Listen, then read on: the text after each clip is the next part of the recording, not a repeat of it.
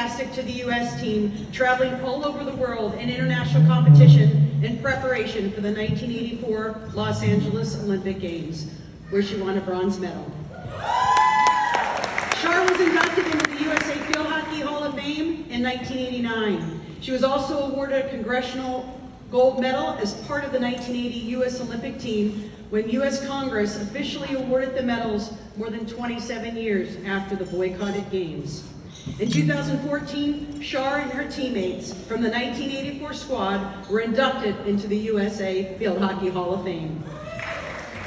Wearing many hats within the organization through the years, Char served on the USA Field Hockey Board of Directors as the Vice President of Coaching. She spent 3 years as an assistant coach with the U.S. national team and was an assistant coach with the junior team. As head coach at Penn State, Char ranks as the longest tenured coach in the Big Ten and the 6th longest tenure at a single school in Division I field hockey history with 34 seasons. Char Morett.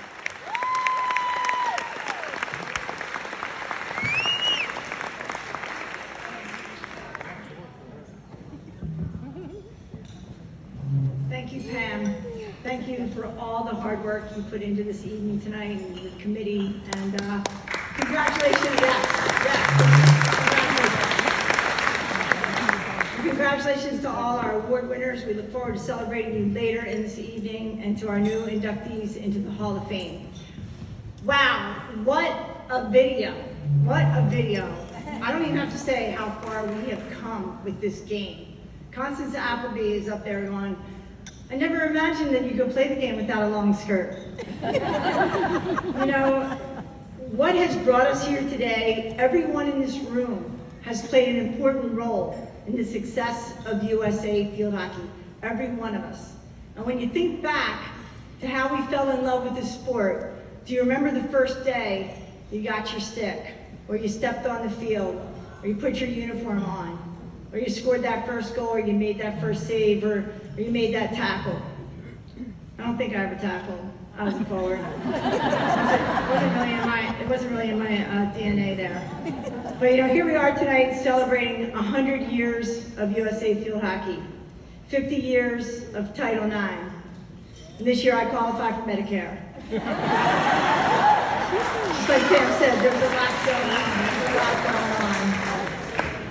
on. You know, what brought us here today? When you look back 100 years, it was passion and it was perseverance, and we developed this pride and this ownership of this crazy sport that we love so much. Played with a crooked stick way back in the day on bad fields with archaic rules, but somehow this sport just gripped us. It gripped us. And it's our sport. We own this sport. This field hockey is our sport. And so when we look back how we got here today, and you look at Constance Appleby, God bless you. She had the passion to bring this sport across the Atlantic Ocean to the United States of America. I don't know where she found those women and how she talked them into, like, playing again with a stick like this. Again, like I say, God bless her. This actually is an Appleby stick. Gina Buggy used to play it when she was in college. She used this stick. Right,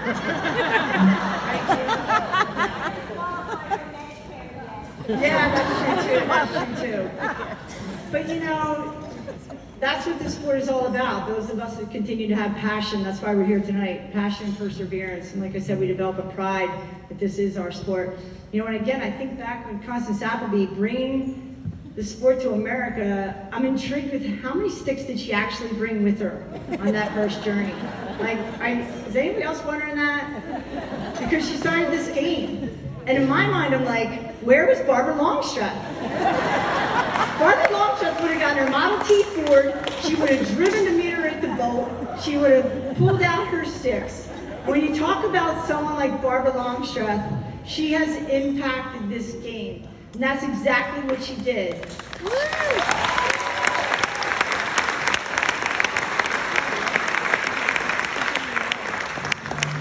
Her generosity to support the U.S. team back in the late 70s, she gave us the sticks out of her car. That woman had so much passion and so much courage to start a company like we heard that every parent has easily written a nice big check to keep their daughters in the latest equipment and the latest sticks. So we're very, very grateful to Barbara and what she's done for our sport. And when you think back, think of the fashion that they had there. I sort of like it, you know? I mean, if they had come down today and asked me if I wanted to wear a long skirt and get out there with a long shirt, I'd be like, maybe not, but you know, if I'm going to go out later in the night, that might come in handy. You got the uniform, you got your date night uniform, you're all good to go. We saw the equipment. We think about the rules. Think about the rules back then. What you just saw those last like 10, 15 minutes, there was no offsides. I got called for offsides so many times I thought that was my name. I'm like, no, my name is Charlene, stop calling me offsides. That was just a liability of being a left wing, I gotta say. But obstruction, high sticks. This game has moved on to a whole different stratosphere. From those play days that Constance Appleby had, we moved on to sectional rivalries. We moved on to universities and conferences, continuing to compete against each other. USA did a great job organizing the hockey festivals, the Cal Cups, giving all different ages opportunities to play and compete. Boys and girls, men and women. Now we have a vibrant master's program as well. Title IX came in 1972, and they really, yeah.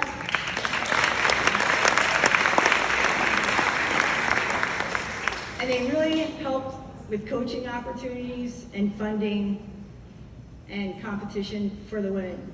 But I got a little bit of a problem with Title IX. We're falling short. We need to do better. We're celebrating 50 years of Title IX, which is, in a way, a great thing, but we've got more to do. You all know out there, we're not where we need to be, right? We're not where we need to be as a female athlete right now. So let's continue to keep fighting for our rights. I'm going to give a shout out to the women's soccer team because those women kept persisting. That's what that's all about. That's what that's all about. In the late 70s, Bonnie Girl, athlete, former U.S. player, educator, coach, visionary. It was her mission, it was her passion to say that our U.S. teams need to compete on the international level. And so she organized a game plan for every level of ages. But she really took to heart coaching the United States teams so that they could be competitive on the world stage. And she took the team in 1978. You saw this in Wembley. That's pretty funny.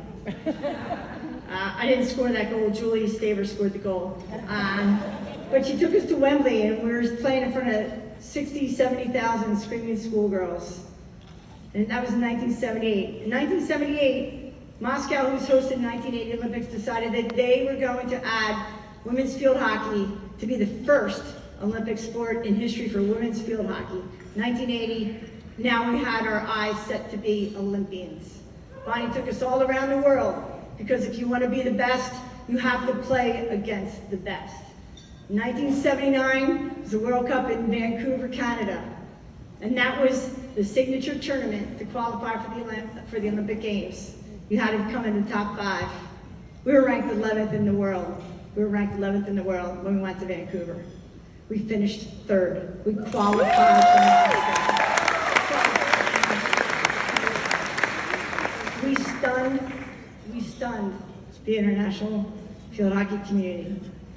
To me, it really wasn't that much of a stunning achievement because all those other teams, they were always smoking at halftime. Right, yeah, we're fit, we're fast, yeah. That's how we got there, that's how we got there. But I gotta say, the 1980 Olympic team, sadly, a devastating political decision kept them from going to the games. Unfortunately, they never really got the full recognition that they truly, truly deserved. But what they may not have realized is they made a monumental achievement. They impacted future generations to come. Because from that moment on, little girls could go to bed at night and they could lay their head on the pillow, and they could dream of being a U.S. field hockey Olympian. That's what that team did. That's what that team did. Obviously, quickly, 1984 came back, and the majority of our players were able to stay together. We went into LA, confident, unified. We saw the host talk about, the commentator talk about how we ended up to win that bronze medal. It wasn't that easy. It wasn't that easy. You know, a lot of fierce competition, the days of LA. And when Bonnie met with us the night before the very last game of competition, when Holland was going to play Australia, she gathered us together and she said, we have a chance to medal tomorrow. We have a chance to medal tomorrow. Holland, if Holland gets a differential, 2-goal differential, we'll tie with Australia. You know, if they get 3 goals, we'll win the silver. If they we'll win the bronze. If not, if it's 1 goal, then it goes to Australia. So imagine us sitting in the stands watching that game. Treacherous, just treacherous. And when halftime came, Julie Staver and Gwen Cheeseman went behind the bleachers and they started practicing their strokes. And when the game ended, Holland won the gold medal and they beat Australia 2-0. We flew out of the stands to the sidelines. We flew out of the stands. And 6, the most courageous women took the field. Beth, Julie, Chris, Cheryl, Judy. They all made 2 strokes. 10 strokes. Unbelievable. Gwen, you saw it, made save after save after save.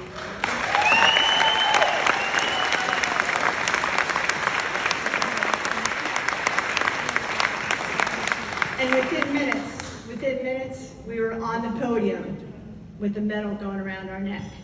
And as Gwen Cheeseman said afterwards, it may look bronze to you, but it's gold to us.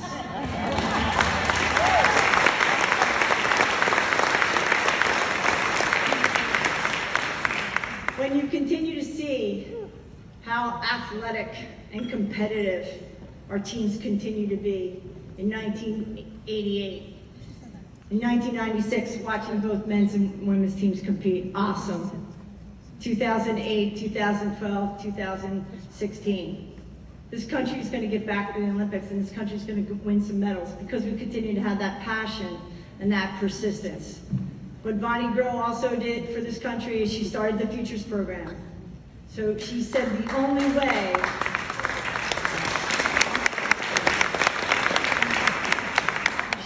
way we can continue to compete on the international stage, we've got to get more little girls, more little boys, more men and women playing this sport.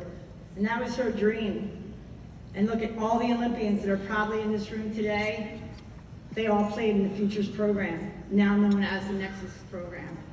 Yeah, the games changed. The fashion has changed, obviously for the better. The rules have changed. Self-starting, oh my gosh, it's crazy. It's a track meet out there. This game is challenging, it's exhilarating, it's frustrating. But now these little girls, little boys, they can watch this game on TV, and they can learn and they can watch these skills and they can practice these skills. Our master's program, I mean, that in itself just speaks volumes of a love of the game, the passion we have.